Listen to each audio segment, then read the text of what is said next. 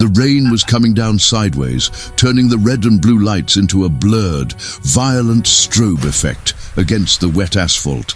I was standing in the mud, hands raised just enough to show I wasn't holding, while the sheriff's deputy leaned in close, his breath smelling of stale coffee and peppermint. He tapped the decal on my sleeper cab with his baton, a small, faded shield indicating combat veteran PTSD awareness. He laughed, a short, ugly bark of a sound that cut through the storm. "I know your type," he sneered, his thumb hooking his belt near his service weapon. "You stick these stickers on your rig so folks think you're a hero, but really you're just a ticking time bomb looking for a pity pass." He shoved me, hard, his boots sliding in the gravel. "Well, not tonight, hero. Tonight you're just a suspect." He didn't see my eyes.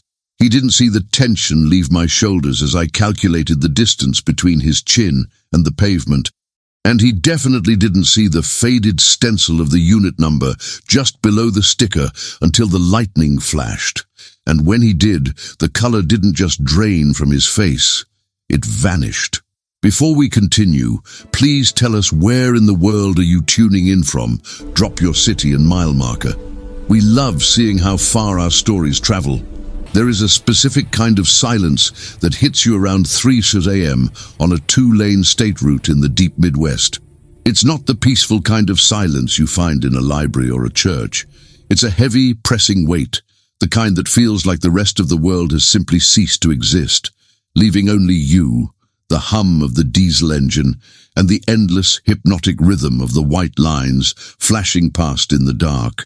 I was steering the Beast, my Peterbilt 379, westbound through the winding stretches of Missouri, heading toward the Oklahoma line. The load was steel coils, 45,000 pounds of dead weight strapped to the flatbed behind me, a cargo that required every ounce of focus to keep steady on the slick, rain-soaked asphalt. The weather had turned nasty about an hour ago, just as I passed Springfield. A low-pressure system had rolled in from the plains, dumping buckets of cold, freezing rain that turned the road dust into a greasy film that felt like driving on ice. My wipers were slapping a frantic rhythm against the glass, fighting a losing battle against the downpour.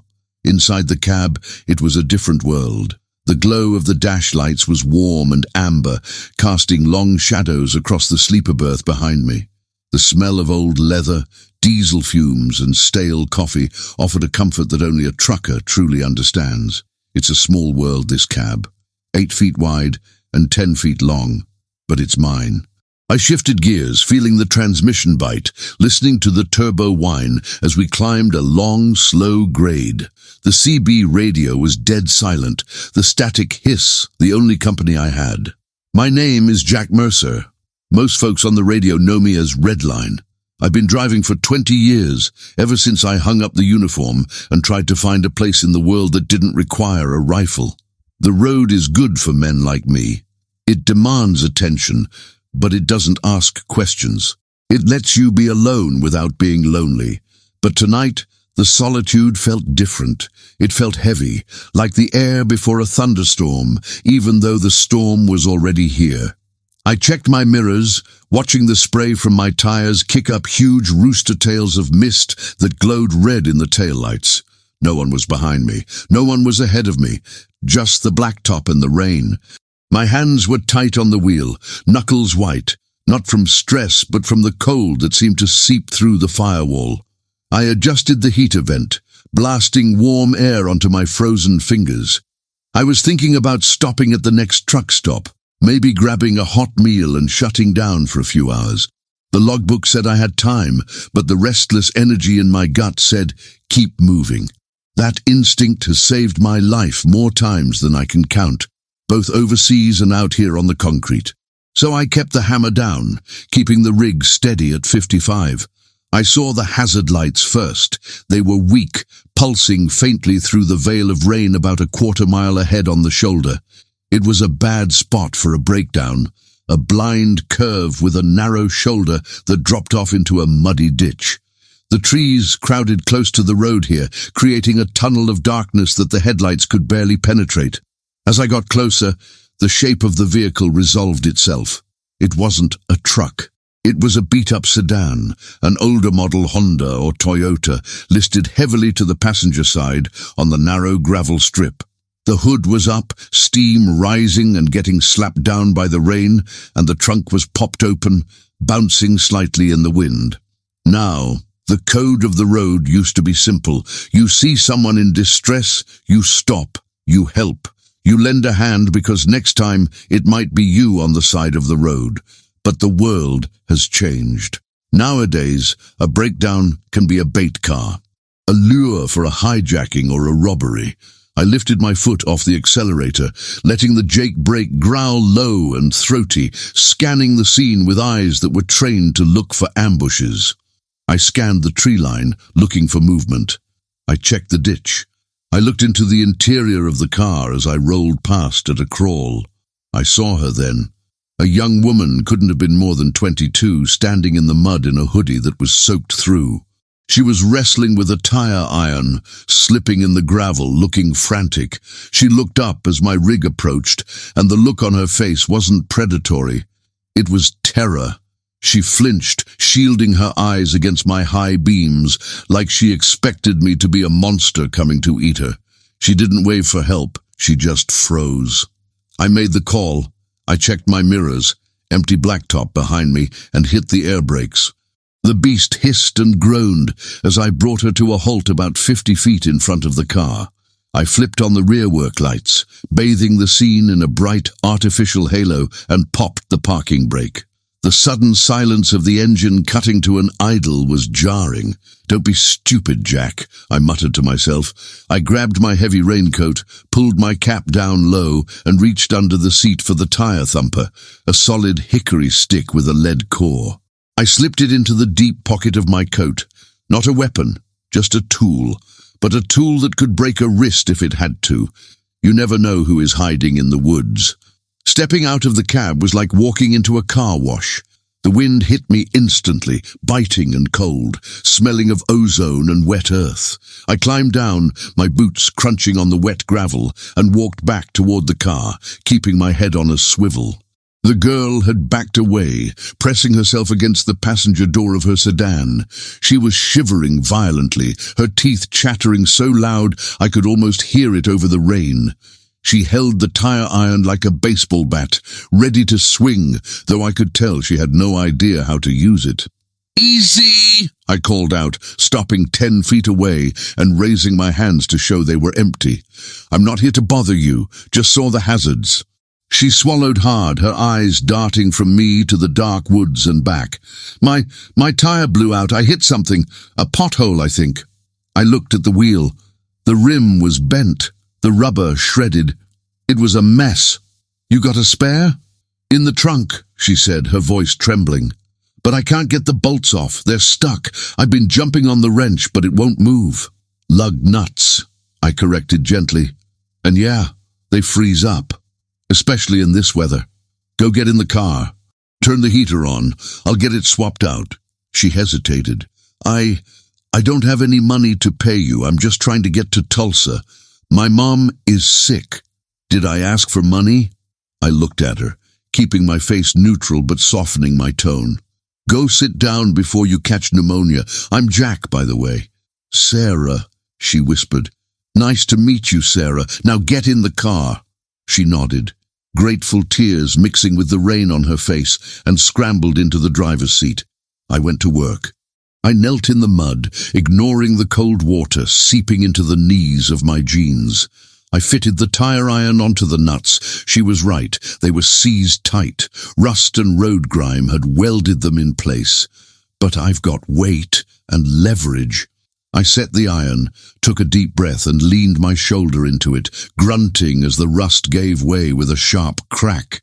One by one, I spun them off. It was peaceful for a moment. Just the rain, the mechanical work, the satisfaction of fixing something broken. It reminded me of the motor pool years ago. The smell of grease and wet metal, the simplicity of a job that had a beginning and an end. I checked the rotor, made sure nothing else was bent, and then walked back to the trunk to get the spare. I had the donut spare out and was rolling it toward the wheel well when the sky lit up blue. I didn't hear the siren, just the sudden explosion of light bouncing off the wet pavement and the back of Sarah's car. A cruiser had drifted up behind my trailer, silent and predatory, running blacked out until the last second. I stood up slowly, wiping the grease from my hands onto a rag I kept in my pocket. The door of the cruiser opened and a spotlight hit me in the face, blinding me. "Step away from the vehicle!" The voice was loud, aggressive, cutting through the rain. It wasn't a question, it was a command issued by someone who expected instant obedience. I held my hands out, palms open, shielding my eyes. "Just helping with a flat, officer." I said, "Step away. Now. Hands where I can see them." The deputy walked into the light. He was a big man, but soft. The kind of big that comes from heavy lunches, not heavy lifting. He had a buzz cut and a uniform that looked brand new, creases sharp despite the humidity. His badge was polished to a mirror shine. His hand was resting on his holster, fingers twitching near the retention strap. He looked edgy, dangerous. He walked right past me, ignoring my presence, and shined his flashlight into the girl's car. He tapped on the glass with the heavy maglite. Thud, thud. "Roll it down," he barked. Sarah lowered the window a few inches. "Officer, license and registration now." He didn't ask if she was okay. He didn't offer help. He was looking for a reason. He shined the light right in her eyes, disorienting her. "I was just changing her tire," I said, stepping a little closer. "She's stranded." The deputy spun on me. "Did I speak to you? Back up, get back to your truck." "I'm almost done," I said, keeping my voice calm. "Another 2 minutes and she's back on the road." "I don't care what you're doing," he snapped. He walked up to me, getting into my personal space. He smelled of tobacco and arrogance. "This is a police investigation now. You're interfering." "Interfering with what? A breakdown?" "You got a smart mouth for a trucker," he sneered. He shone his light on my face, then down my body, looking for weapons, looking for weakness. Then he swung the beam over to my truck. He walked over to the driver's side door of the beast. I followed, keeping my distance but watching him. He was looking for a reason to escalate. He wanted to find a violation. He wanted to flex his authority. His light caught the decal near the grab handle, the black and white combat veteran PTSD awareness sticker. It was old, peeling slightly at the corners. I put it there 5 years ago. It wasn't for attention. It was a reminder to myself. He stopped. A slow, nasty grin spread across his face. He chuckled, shaking his head. "Well, look at that," he said, loud enough for Sarah to hear. "We got a war hero." He turned back to me, his eyes gleaming with malice. "Let me guess. You washed out of basic, or maybe you drove a forklift in Germany for 4 years, and now you want people to thank you for your service." I felt the old heat rising in my chest, the tightening of the scar tissue on my back, but I pushed it down. "I served," I said simply. "Sure you did," he mocked. He tapped the sticker with his baton. Thwack, thwack. "You know, usually the guys who plaster this crap on their vehicles are the ones who are unstable. Ticking time bombs. You got a weapon in that cab, hero? You got some unprescribed meds? Maybe you're having an episode right now?" "I'm clean, deputy. And I'm legal. We'll see about that." He stepped closer again, puffing his chest out. "I think you're agitated. I think you're displaying aggressive behavior toward an officer." He was rewriting reality in real time, building a narrative to justify what he wanted to do next. He wanted to hurt me. He wanted to dominate the situation because a trucker had dared to speak to him as an equal. "I'm standing still," I said. "My hands are empty." "Stop resisting!" he shouted suddenly, his voice cracking. It was a performance for the dashcam, for the girl, for his own ego. He shoved me, hard, 2 hands against my chest. I didn't move, I didn't stumble. I just rocked back slightly on my heels and settled back into my stance. It was like shoving a brick wall. The deputy blinked, surprised that I hadn't fallen. The embarrassment flashed across his face, instantly replaced by rage. He reached for his baton, snapping it open with a metallic snick that sounded like a gunshot in the night. "I gave you an order!" he screamed, the rain running down his face. "Get on the ground now, or I will put you there!" Sarah was screaming from the car now.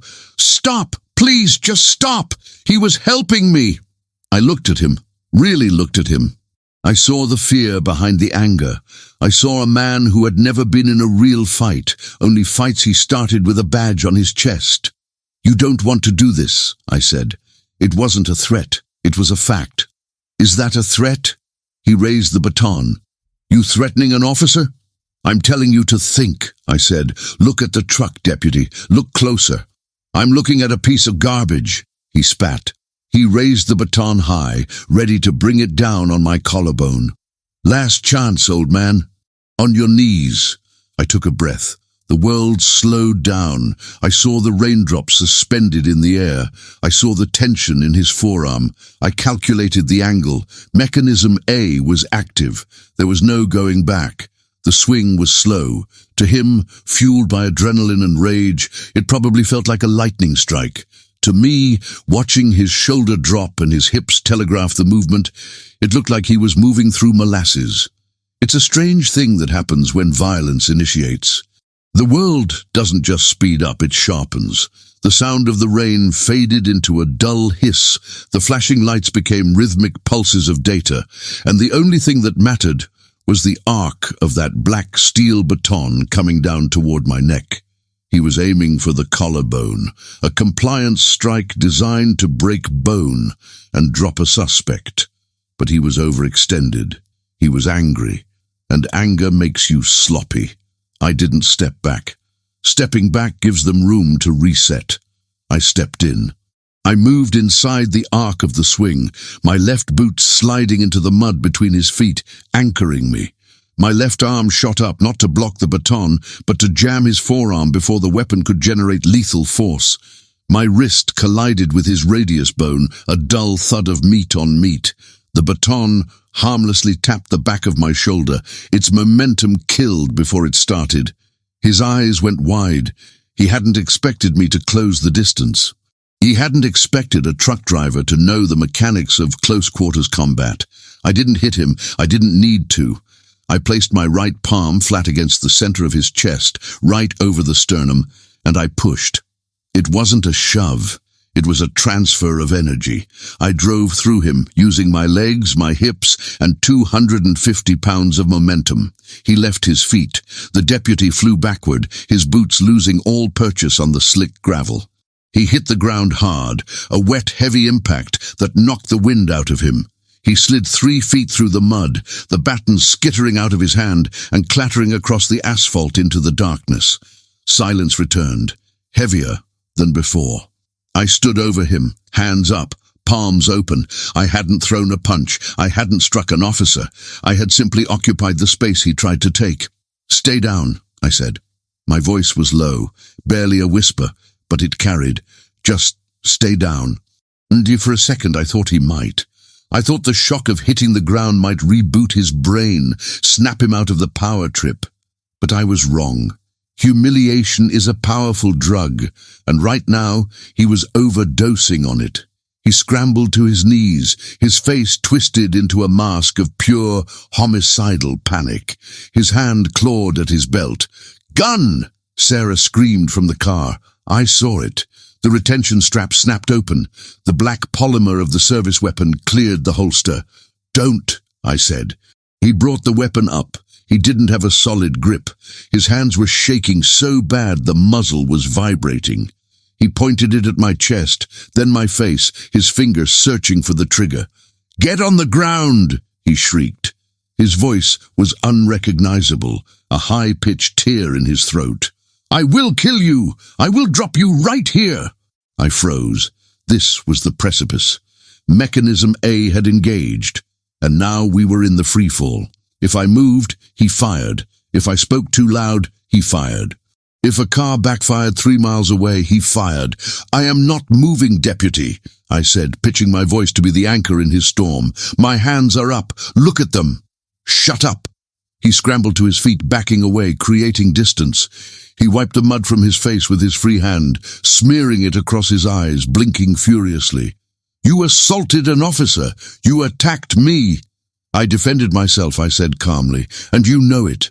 You're dead, he muttered, pacing now, the gun waving erratically. You're done. I'm calling this in. Officer down. Suspect armed and dangerous. He reached for his radio mic with his offhand, but he couldn't get a grip on it because he was trembling so violently. He gave up and grabbed the gun with both hands, trying to steady it.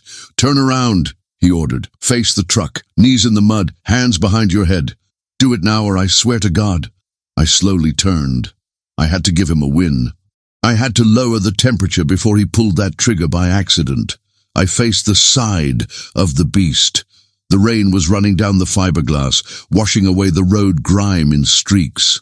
Knees, he yelled. I knelt. My knees sank into the cold, wet earth. The water soaked through instantly, chilling me to the bone. I interlaced my fingers behind my head. He walked up behind me. I could hear his breathing, ragged, shallow gasps. He was terrified. He was a man who had played a role his whole career, and tonight the mask had slipped. He kicked my boot, testing me. You think you're tough? He spat. You think you're some kind of badass because you got a sticker? He was circling back to it. The insult. He needed to deconstruct me to build himself back up. He stepped around to my side, keeping the gun trained on my temple, and looked at the decal again.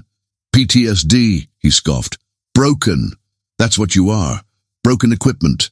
He looked at the door panel. The kick he had delivered earlier, or maybe the scuffle, or just the relentless rain, had loosened a large flake of dried mud right below the grab handle. It hung there, obscuring the paint underneath. You know what we do with broken equipment? He hissed. We scrap it. He reached out with his boot and kicked the side of the truck again, aiming for the mud, wanting to dirty the thing I took pride in. The impact dislodged the clot of dirt. It fell away in a heavy chunk, revealing the metal of the door. I have a stencil there. It's not a decal. It's painted on, flat black against the dark cherry paint of the rig. Unless you're looking for it, you miss it. Most people think it's just a dot number or a fleet designation. The deputy's flashlight beam caught the fresh, wet paint. He stopped. The silence that followed wasn't like the silence before. This was absolute. The rain seemed to mute itself. The wind died down. He leaned in. He squinted. Unit 75th RGR, TF 160 OP, Gothic Serpent 3393. I heard his breath catch in his throat. It was a sharp, audible intake of air, like he'd been punched in the gut. That, he whispered, he knew. I had pegged him right. He was a buff, a fanboy. The kind of guy who watched the documentaries, who read the books, who bought the tactical gear but never signed the contract. He knew exactly what those numbers meant. 75th RGR, the Rangers, TF 160, the Night Stalkers, Gothic Serpent, Mogadishu, the Black Sea. He stared at the numbers. Then his eyes darted to the combat veteran sticker he had just mocked, then down to me, kneeling in the mud, calm, silent, waiting. The realization hit him like a freight train. He hadn't just pulled over a trucker. He hadn't just assaulted a washout. He was holding a gun on a man who had been part of one of the most intense, legendary firefights in modern military history. A man who had survived the things he only pretended to understand. His gun hand lowered, not because he holstered it, but because the strength simply left his arm. The barrel pointed at the ground. You were there, he whispered. His voice was gone. All the bluster, all the rage, it had evaporated, leaving behind a terrified child. I didn't turn my head. I just spoke. October 3rd, I said. 93. He took a step back, then another. He looked at his baton lying in the mud. He looked at his gun. He looked at me. The narrative in his head, the one where he was the hero and I was the bum, had shattered. He was looking at a ghost. I didn't see, he stammered. You didn't look, I said. I stood up. He flinched. He brought the gun up halfway, then lowered it again. He didn't know what to do. His authority had been stripped away by a few lines of paint. I turned to face him. I was covered in mud. My hands were still behind my head. I slowly lowered them. "Holster the weapon, deputy," I said. It wasn't a request. It was a command, the kind of command you give in the noise and the smoke when hesitation gets people killed. He stared at me, his mouth open. "Holster it," I repeated, sharper this time. He fumbled. He shoved the Glock back into the holster, missing the slot the first time, his coordination gone. He finally got it seated and snapped the retention strap. He looked like he wanted to vomit. "I didn't know," he said, his voice shaking. "Sir, I didn't know." "You mocked the sticker," I said, walking toward him. He stepped back, retreating toward his cruiser. "You mocked the trauma. You think that's a joke? You think that's something to use as a punchline?" "No," he whispered. "No, sir." "That girl in the car," I said, pointing to Sarah. "She was watching us, eyes wide, her hands pressed against the glass. She's scared. She's alone. And you treated her like a criminal. You treated me like an enemy. I was just protocol. You were bullying," I said. I stopped 3 feet from him. I towered over him. "You were bullying because you have a badge and a gun, and you think that makes you a man." He looked down at his boots. The rain dripped off the brim of his hat. He was broken. The twist hadn't been a punch or a dashcam video. It was the crushing weight of his own inadequacy when faced with the real thing. "The tire," I said. He looked up. "What?" "I'm going to finish the tire. You're going to get in your car. You're going to turn off those lights because they're blinding me, and you're going to wait until she drives away safely." He nodded. Rapid, jerky nods. "Yes. Yes, absolutely, sir." "And deputy?" "Yes. If I ever see you on this road again," I said, my voice dropping to a growl, "and I see you treating a driver like this, I won't be this polite." He swallowed hard. "Understood." I turned my back on him. Again, it is the ultimate act of dismissal. To turn your back on an armed man is to tell him he is no longer a threat. He is beneath concern. I walked back to the wheel well. I picked up the lug wrench. My hands weren't shaking. The adrenaline was fading, leaving the old familiar ache in my joints, but my hands were steady. I tightened the lugs. 1, 2, 3, 4. The strobe lights on the cruiser cut out. The world went dark again, illuminated only by my work lights and his headlights. He had listened. I finished the job. I threw the flat tire into Sarah's trunk and slammed the lid. I wiped my hands on my jeans and walked to her window. She rolled it down. She was trembling, tears streaming down her face. Is he gone?" she whispered. "He's waiting," I said. "He's going to make sure you get on the road safely." "You!" She looked at me, her eyes searching my face. "You stood up to him. He had a gun. He made a mistake," I said gently. "He knows it now." I reached into my pocket and pulled out a $20 bill. I tried to hand it to her. "Get some coffee at the next exit. Warm up." She shook her head, pushing the money back. No, please. You saved me. I can't take your money." "Take it," I said.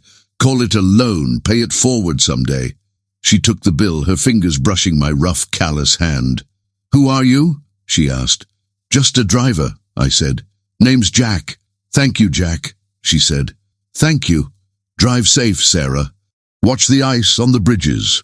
I stepped back and waved her on. She put the car in gear and slowly pulled away, her taillights fading into the gloom. I stood there for a moment, watching her go. Then I turned to the cruiser. The deputy was sitting behind the wheel, staring forward, his face pale in the glow of his dashboard. He didn't look at me. He just waited. I walked to the beast, climbed up the steps, and shut the door. The silence of the cab wrapped around me like a blanket. I took a deep breath, letting the air out slowly. My hands finally started to shake just a little. The aftershocks. I put the truck in gear and released the brakes. As I rolled past the cruiser, I looked down. The deputy was still sitting there. He didn't turn his head. He looked small. I merged back onto the highway, the rhythm of the road taking over again. The rain was still falling, but the storm felt different now. We had passed through the eye. I drove for another 50 miles without turning the radio on. The rain finally let up near the Oklahoma border, leaving the sky a bruised, dark purple as the first hint of dawn tried to break through in the east. The adrenaline had long since drained away, leaving behind that familiar, heavy exhaustion that settles deep in your bones, the kind that sleep doesn't really fix. I thought about that deputy. I thought about the look on his face when he saw the stencil. He saw a legend. He saw a movie. He saw Black Hawk Down and the glory that people think comes with it. He didn't see the dirt. He didn't hear the noise. He didn't see the faces of the boys who didn't come back, the ones whose names I carry with me every single day. That sticker on my door isn't a badge of honor, and it sure as hell isn't a plea for sympathy. It's a memorial. It's a tombstone for the parts of me that died in 1993, so the rest of me could keep living. He called me broken. Maybe he was right. The road is full of broken things, cracked pavement, rusted fences, men who can't sleep in a quiet room, but broken things can still be strong. They can still hold weight. They can still stand between a terrified girl and a bully with a badge. I pulled the sun visor down. As the sun crested the horizon, blinding and bright, I took a sip of my cold coffee. It tasted bitter, but it woke me up. Sarah was safe. She was probably halfway to Tulsa by now. That was the mission. It wasn't about teaching the deputy a lesson, though he got one anyway. It was just about keeping the world spinning, one flat tire at a time. I shifted the beast into high gear, the engine humming a steady, comforting note. I wasn't a hero. I was just a driver. And for today, that was enough. Thank you for watching. And if stories like this one about courage, sacrifice, and second chances speak to you, please consider subscribing to our channel. Your support helps us share more incredible true stories that honor the forgotten heroes among us.